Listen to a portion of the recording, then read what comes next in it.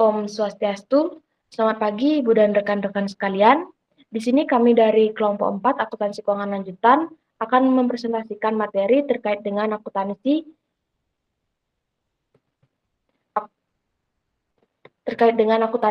untuk valuta asing, transaksi dalam mata uang asing. Sebelum memaparkan materi, izinkan kami untuk memperkenalkan anggota kelompok kami. Next. Yang pertama ada Madelina Sulistiasari dengan NIM 2017-051009. Yang kedua ada Ide Bagus Putu Wedananta dengan NIM 2017-051013. Yang ketiga ada Nikomang Sota Putri Marta Agustina dengan NIM 2017-051015.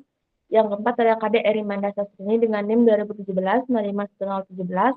Dan yang terakhir ada Putu Ari Handayani dengan NIM 2017-051028. Baik, untuk materi yang pertama, next.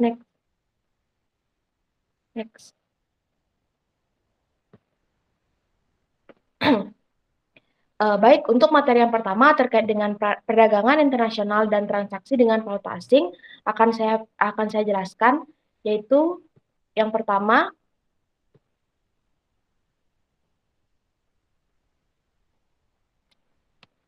perdagangan internasional dan transaksi dengan valuta asing. Indonesia sebagai sebuah negara dengan perekonomian terbuka sejak lama telah memiliki hubungan perdagangan yang luas dengan berbagai negara di dunia, baik melalui skema kerjasama bilateral maupun melalui perjanjian multilateral.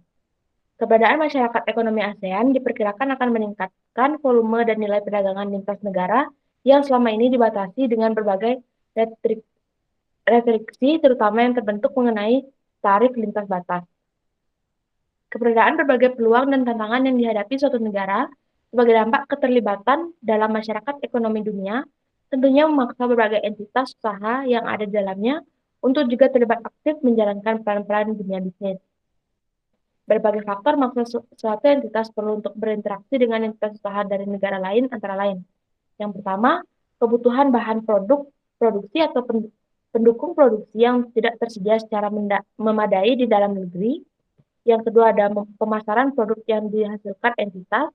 Yang ketiga memperoleh sumber pendanaan yang lebih menarik.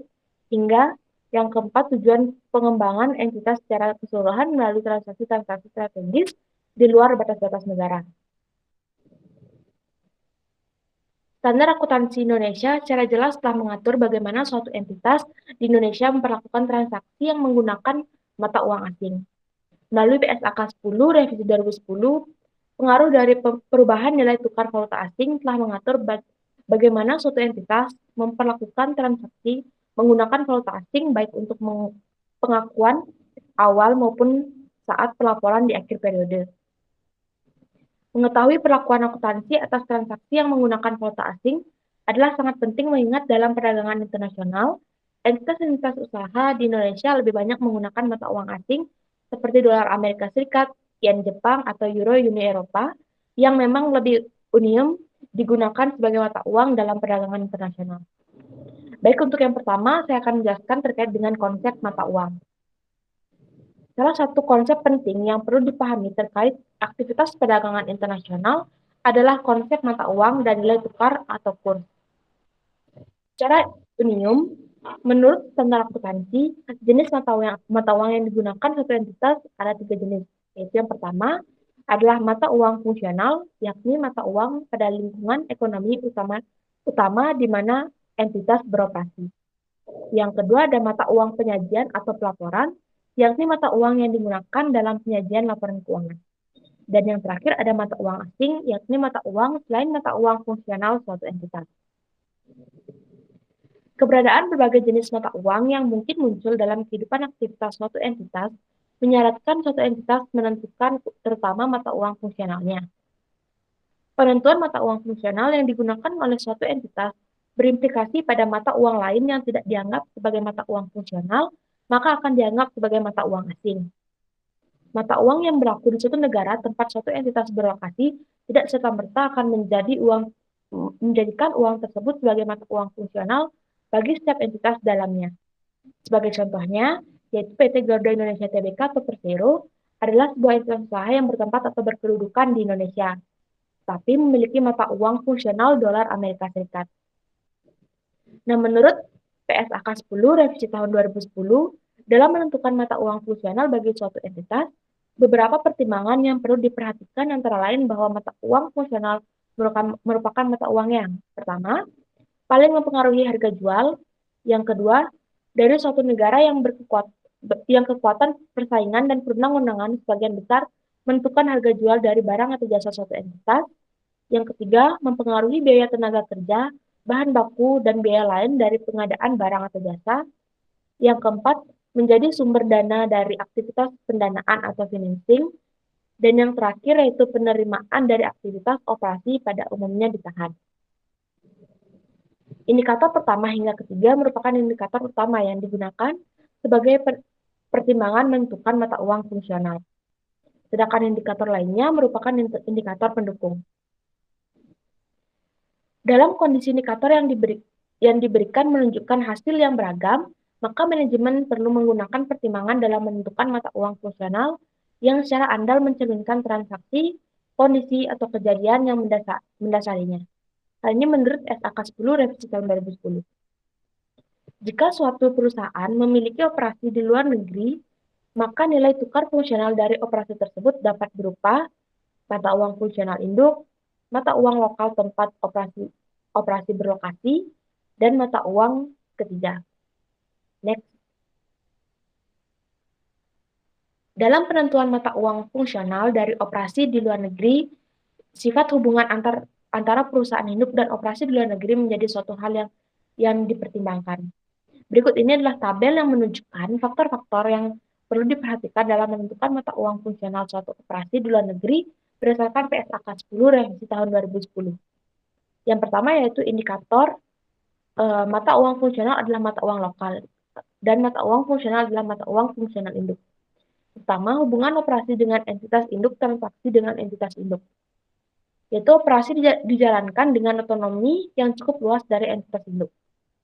Aktivitas yang dijalankan adalah perpanjang tanganan entitas induk. Selanjutnya ada transaksi dengan entitas induk. Yaitu transaksi dengan perusahaan induk adalah rendah bila dibandingkan keseluruhan aktivitas operasi, dan transaksi dengan entitas induk adalah tinggi bila dibandingkan dengan keseluruhan aktivitas operasi. Selanjutnya ada hubungan terkait arus kas. Yaitu arus kas dari aktivitas pada operasi di luar negeri tidak secara langsung mempengaruhi kinerja entitas induk. Atau arus kas dari aktivitas pada operasi di luar negeri secara langsung mempengaruhi entitas induk. Dan yang terakhir ada independensi keuangan. Itu operasi di luar negeri dapat mencakupi kebutuhan sendiri dan tidak terikat dengan entitas induk untuk tujuan pembiayaan, atau operasi di luar negeri dapat mencakupi kebutuhan sendiri dan terikat dengan entitas induk untuk tujuan pembiayaan. Nah, dalam kasus PT Gabra Indonesia Tbk Persero yang telah saya sebutkan di atas, sebelum tahun anggaran tersebut menggunakan mata uang rupiah sebagai mata uang fungsional. Namun per tahun 2012, perusahaan menggunakan mata uang fungsionalnya menjadi dolar Amerika Serikat dengan pertimbangan bahwa transaksi bahan baku dan pendanaan aset-aset utama yang dimiliki oleh perusahaan lebih banyak menggunakan mata uang dolar Amerika Serikat, walaupun Garuda Indonesia memiliki pendapatan juga dalam satuan rupiah atas penjualan tiket penerbangan domestik. Baik, sekian materi yang dapat saya sampaikan. Untuk materi yang selanjutnya akan disampaikan oleh rekan saya. Untuk waktu dan tempat, saya persilakan.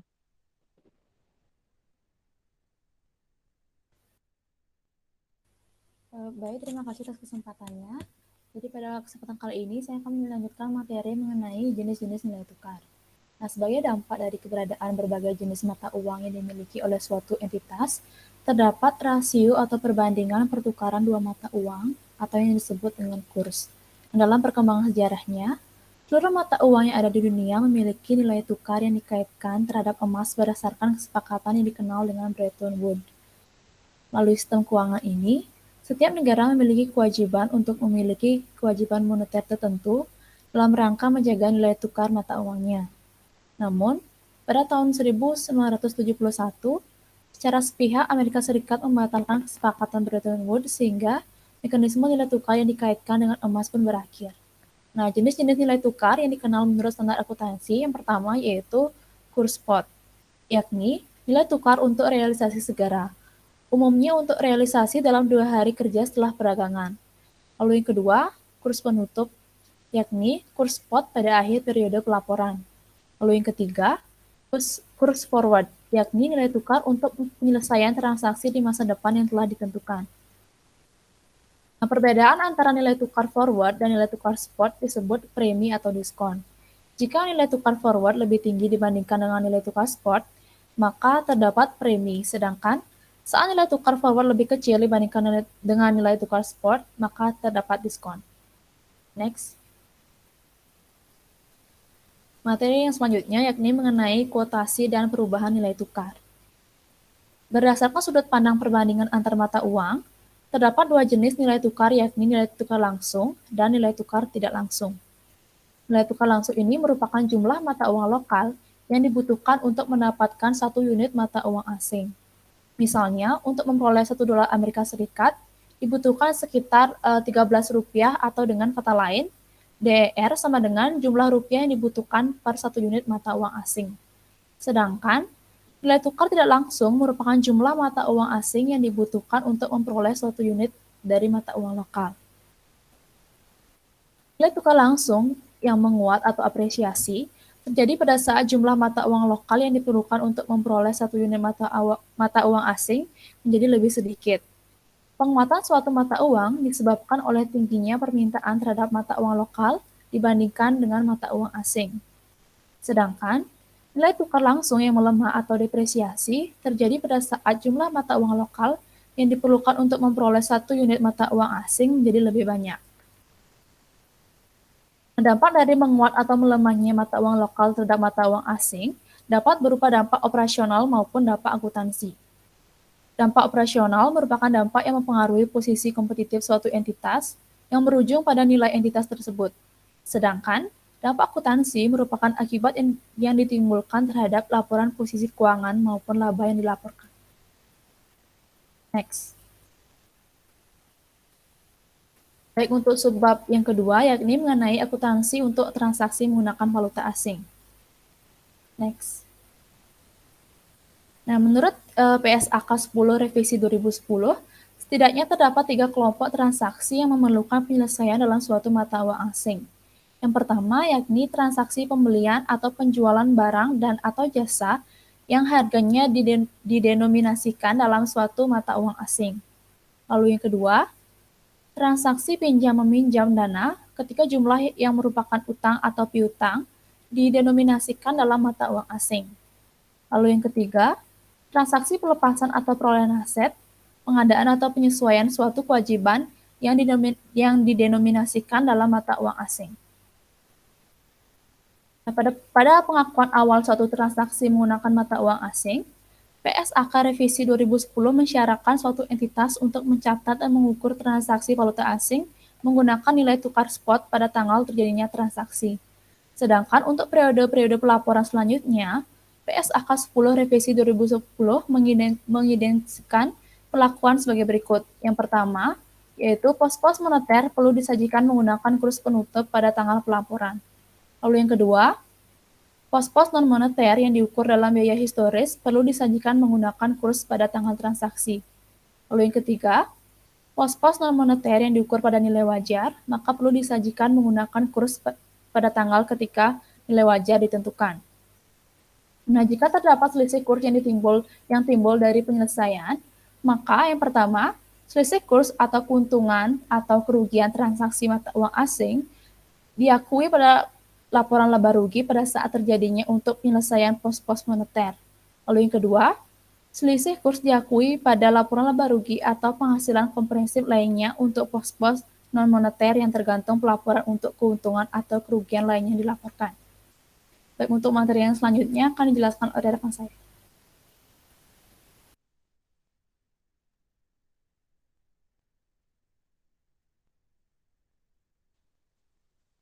Baik, terima kasih atas waktunya. Di sini akan saya melanjutkan materi yaitu transaksi dengan tujuan spekulasi atau transaksi valuta asing murni.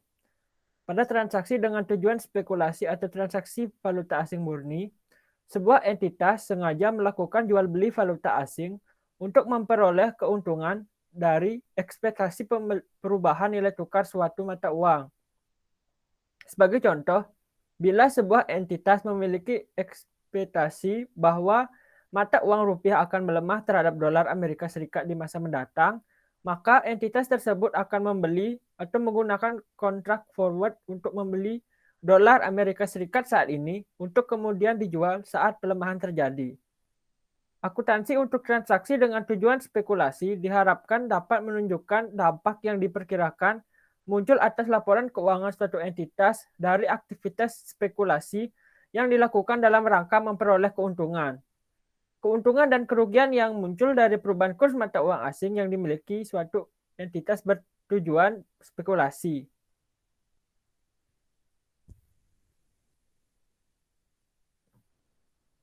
Berikutnya materi kedua yaitu transaksi ekspor.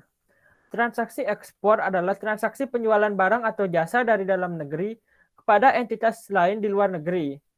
Atas transaksi ekspor, suatu entitas akan memperoleh pembayaran dari luar negeri yang mungkin didenominasikan dalam mata uang asing. Walaupun didenominasikan dalam mata uang asing, untuk tujuan pencatatan pada laporan keuangan, suatu entitas harus menyajikan transaksi tersebut dalam mata uang fungsionalnya. Adapun nilai tukar yang digunakan untuk mendenominasikan nilai transaksi ke dalam mata uang fungsional adalah kurs spot yang berlaku pada tanggal penyelesaian transaksi. Umumnya, transaksi ekspor maupun impor memerlukan pengakuan secara akuntansi pada tanggal-tanggal berikut ini. Yang pertama, tanggal transaksi. Yakni tanggal terjadinya transaksi sehingga entitas perlu mencatat transaksi berdasarkan kurs spot. Lalu yang kedua adalah tanggal pelaporan keuangan, yakni akhir periode pelaporan bila entitas masih memiliki pos-pos yang terkait transaksi menggunakan valuta asing. Pada tanggal ini, entitas perlu melakukan penyesuaian atas instrumen keuangan terkait transaksi berdasarkan kurs berlaku untuk kemudian mengakui adanya keuntungan atau kerugian yang muncul dari perbedaan kurs. Yang ketiga ada tanggal penyelesaian, yakni tanggal diselesaikannya transaksi terkait valuta asing. Entitas perlu menyesuaikan terlebih dahulu nilai terakhir yang dimiliki terhadap kurs spot yang berlaku untuk kemudian mengakui adanya keuntungan atau kerugian yang muncul dari perbedaan kurs. Setelah itu, entitas melakukan penyelesaian atas transaksi.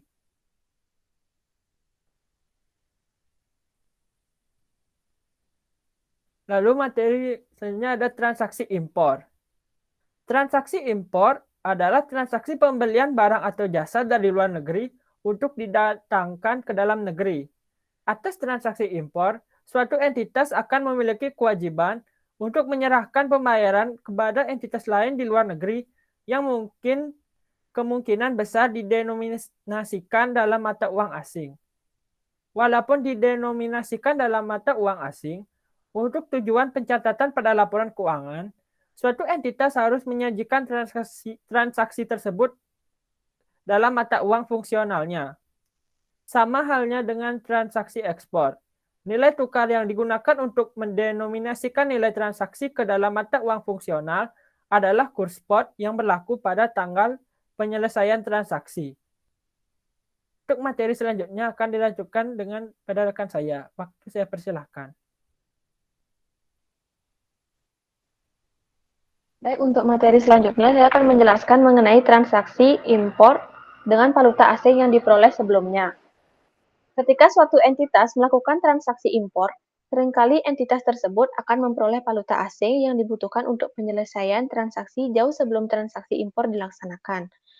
Upaya ini dilakukan agar entitas memperoleh nilai tukar tertentu yang dianggap menguntungkan bagi entitas tersebut. Next.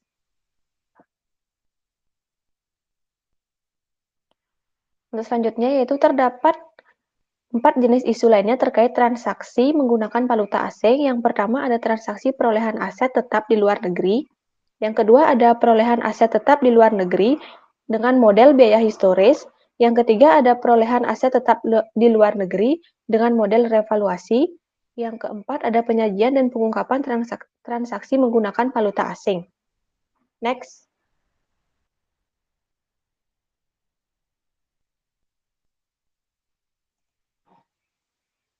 Untuk transaksi perolehan aset tetap di luar negeri. Selain transaksi ekspor atau impor yang menyebabkan suatu entitas akan berinteraksi dengan mata uang asing, transaksi perolehan aset tetap yang dilakukan di luar negeri pun membutuhkan mata uang asing dalam penyelesaian transaksinya. Menurut PSAK 16, revisi tahun 2011, aset tetap bahwa suatu aset tetap real diukur berdasarkan harga perolehan pada pengukuran awal, kemudian entitas tersebut dapat memilih untuk menggunakan model biaya historis atau model revaluasi untuk mengukur aset tetap pada periode setelahnya. Sekian dari materi saya, selanjutnya akan dibawakan oleh rekan saya. Terima kasih.